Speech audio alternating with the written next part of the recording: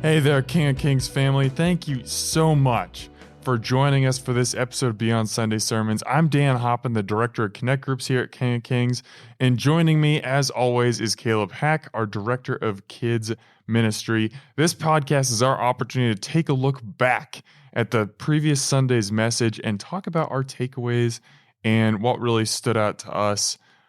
This week, we continue to work our way through the book of 1 Thessalonians, and our lead pastor, Greg Griffith, took us through a very small section, but one that just is packed with information. So it's 1 Thessalonians 4, 9 to 12. And you say, well, that's 4 verses. How much could really be in there? You're about to find out. There's a lot to discuss. So, Caleb, first of all, how you doing today, man? It's good. It's a good day. It's a little chillier out now after the nice weather over the weekend, but we're surviving it. We are surviving it, yeah. Dog might not be getting a walk tonight, but we'll see. He'll be fine if he doesn't. So what in this message is going to last beyond Sunday for you? Well, like you said, there is a lot in these 4 verses, and the thing that is going to stick out with me is, what you enjoy about your job and what God has called you to do in your work and in your life. We're going to talk about vocation, and I think there's a lot to be said on that topic. So what in these verses makes you think about your vocation and your job? Yeah. So, to look at the verses, right there, verse 9. Now about your love for one another, we do not need to write to you, for you yourselves have been taught by God to love each other. And in fact, you do love all of God's family throughout Macedonia. Yet we urge you, brothers and sisters, to do so more and more. And then in 11, and to make it your ambition to lead a quiet life, you should mind your own business and work with your hands, just as we told you. That's the place where it talks about work with your hands. And I love Greg talked about this, what it means to be working with your hands. But he kind of started with, what's your favorite job? And I would love to hear what your favorite job has been, Dan, if you wouldn't mind answering that question. Outside of current role, because obviously we both love working at King Kings. Absolutely. So my first job out of college, I was a sports writer, and I worked for a online publication called HuskerOnline.com. And so I covered Nebraska football, basketball, and baseball. And I would get to travel all over the country, all over the Big Ten, following these teams, interviewing the players and coaches, writing about them, interacting with fans on social media and message boards. And it was a blast.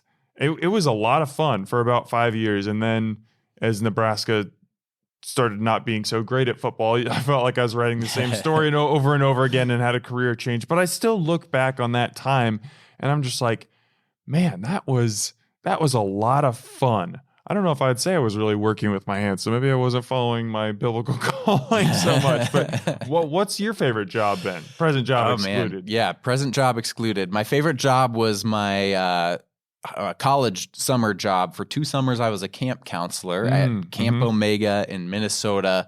That's where I really learned just how to serve others and be passionate in ministry. And that's where I fell in love with children's ministry, was working at a summer camp. Wow. Yeah. So what speaks to you in these verses? Like when you read these, what really is your main takeaway?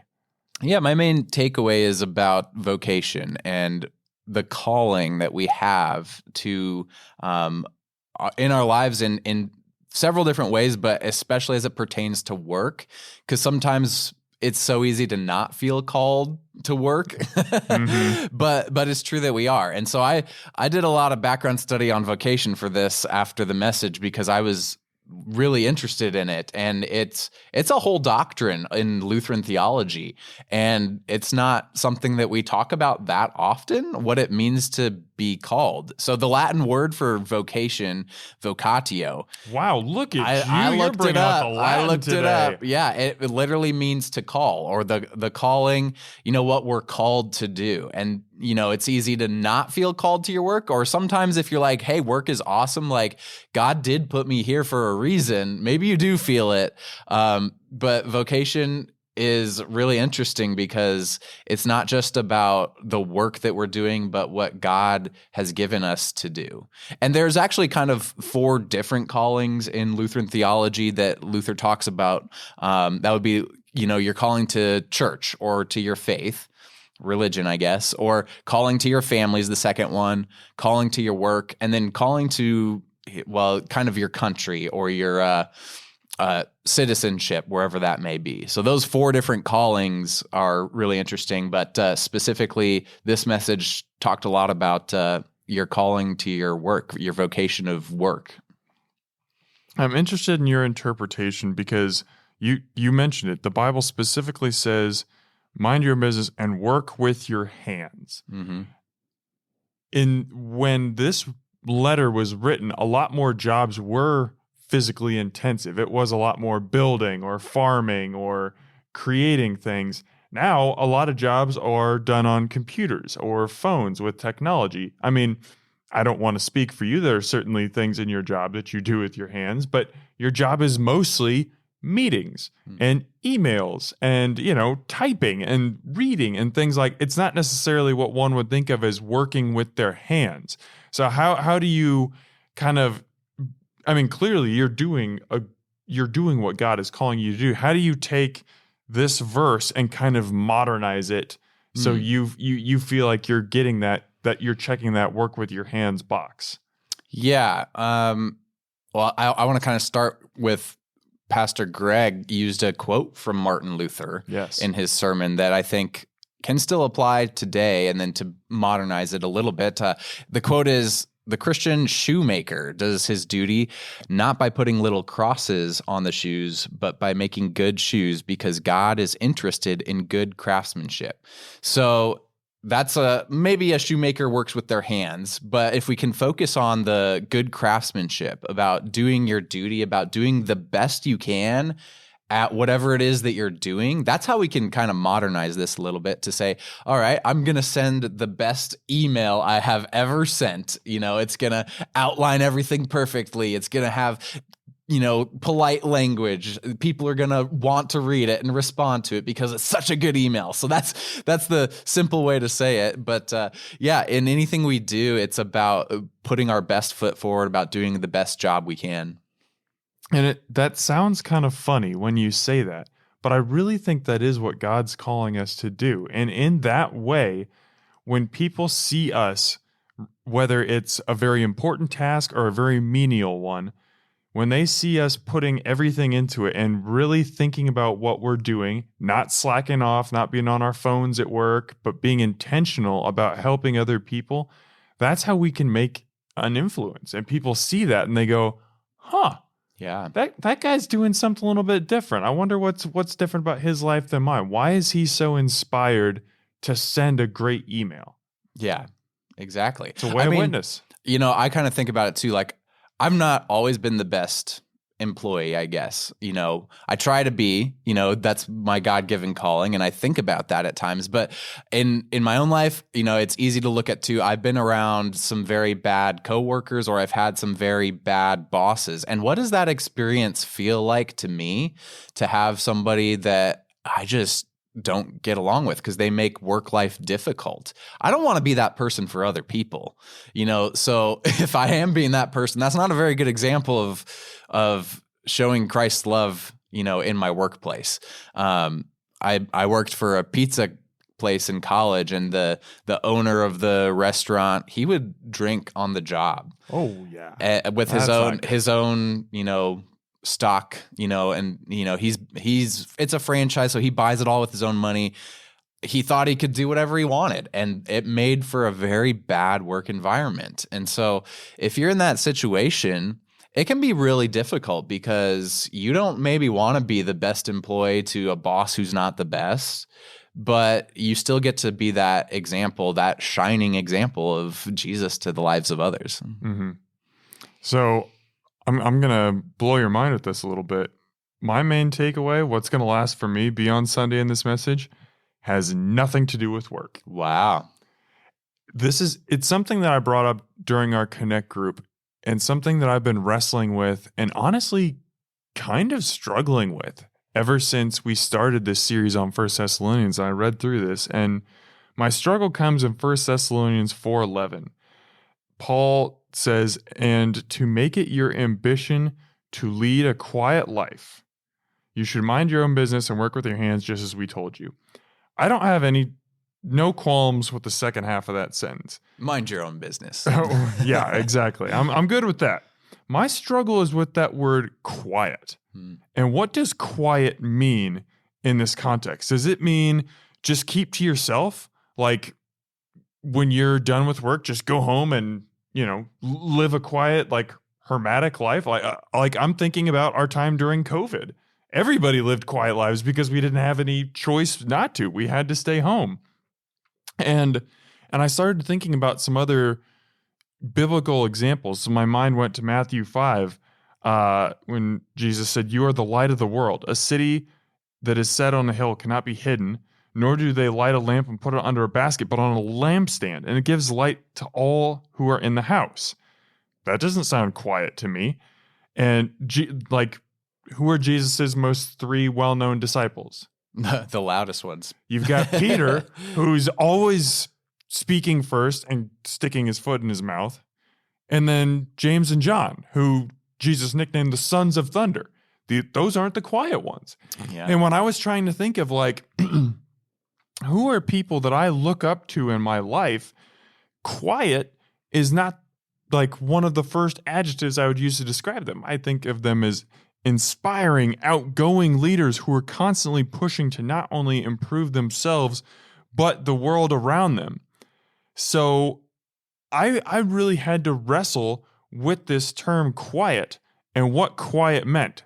And I think I've come to a resolution with myself where I feel really good about this, but I want to get your opinion on it, Caleb. When you read that phrase about living a quiet life, what do you think that looks like? As an introvert, I love hearing You're that. like, yeah, bring it on. Yeah, no. I think it's it can be a real struggle for some people and me at times too, because everybody loves to voice their opinion. I think that's what I think of when I think of being quiet. It's not having to get the final say in something or be the one to provide the spark for an engaging ministry or conversation or whatever it is you're doing. I think being quiet is being able to listen and being able to respect others and being able to live in such a way that even if you're not actively proclaiming the gospel out loud, people still see the gospel in you. I think that's what I think of. That was beautifully said. And that was the conclusion that I think I found myself coming to, is that quiet is not bombastic, it's not showy, it's not argumentative, but it's quick to listen, quick to think, slow to speak, and slow to act. Like someone who takes time to be quiet and spend time with God and then allow that to reflect in their life, I think is ultimately what we come down to here. And there's someone on staff here at King of Kings who I think embodies this so well, and that's our executive director, Julie Easley. Like, she is not no one would describe Julie as like loud or brash or showy or like all the out there.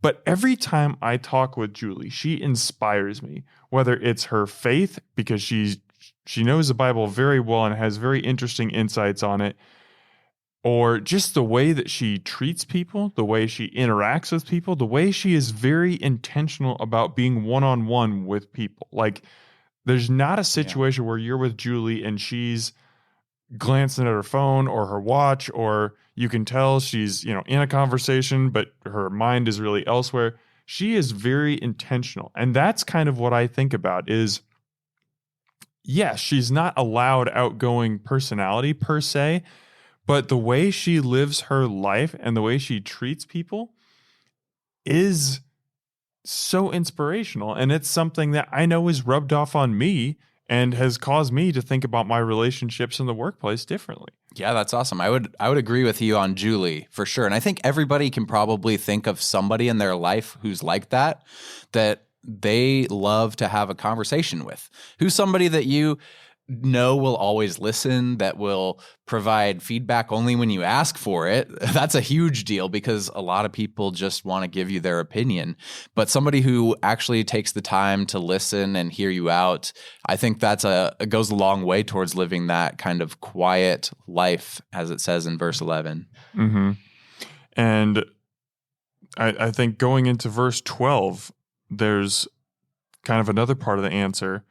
It says, so that your daily life may win the respect of outsiders. And I think a lot of times we think of leaders as people like giving a rousing speech or being that person who can always win the argument. But like it says here, sometimes it's just that daily life.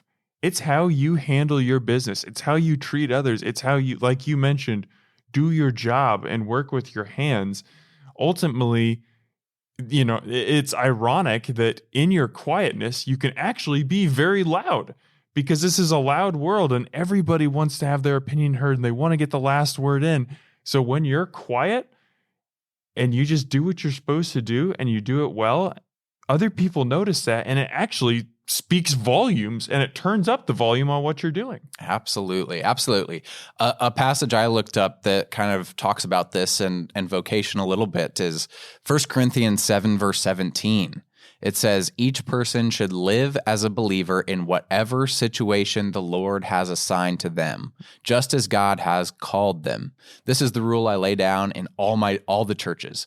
So that's Paul writing to the Corinthians, and we see the same thing repeated in other letters. And here in Thessalonians, he says, I lay this rule down in all the churches. It just says, live as a believer in whatever situation the Lord has assigned to you. And God has assigned you many different vocations. It's not just your work. It's not just your job, but it's also your family. And like I mentioned before, your church community, the groups you're involved in, whether it's athletic sports, your children's sports events and things that you go to. What would it look like if everybody in a little league baseball team where things can get really heated between parents, we're actually living as believers, right? The coach, yelling at the coach or yelling at the kids to do better. Like, I don't know if you've ever been to a little league game before, but they're incredibly intense. It can get intense. So living as a believer in every situation, every vocation that you have, every calling, that's what vocation means. Every calling that you have, to live quietly, to not be brash, to not be putting something out there that doesn't represent Christ well. That's super important. So our second question that we ask ourselves every week, how do I apply this message to my life? What application are you going to take away from the message on Sunday? Yeah, so that's where I was going to get more into the living the quiet life part. So yeah, living a quiet life for me, focusing on my walk with Jesus, and doing it in such a way that no matter what I'm doing, that's at the forefront of my mind, not about making myself look better or making my opinions be heard, but focusing on what it means to just show Jesus to others through whatever I'm doing. I like that. So my application here, part of the reason I think this message was so challenging for me, and not just the message itself, but that adjective quiet, is because I don't think people would describe my life as quiet. Like, I'm a pretty outgoing person, and as we've talked about a little bit on this podcast, I don't know how much people know about me, but I'm an Omaha restaurant influencer. Like, I post a lot on social media. I'm very online talking about, what restaurants I like, trying to find good places that people should go to. Like, I have a podcast where I literally am in front of a camera, or during live podcasts, I'm up on a stage in front of people asking people questions. Like, this was my challenge, is I'm like, these areas of my life that I love and I feel like I have influence in are not quiet. They're out in front of people. But I think as I digested this and started to think about, well, what does my life look like to be quiet?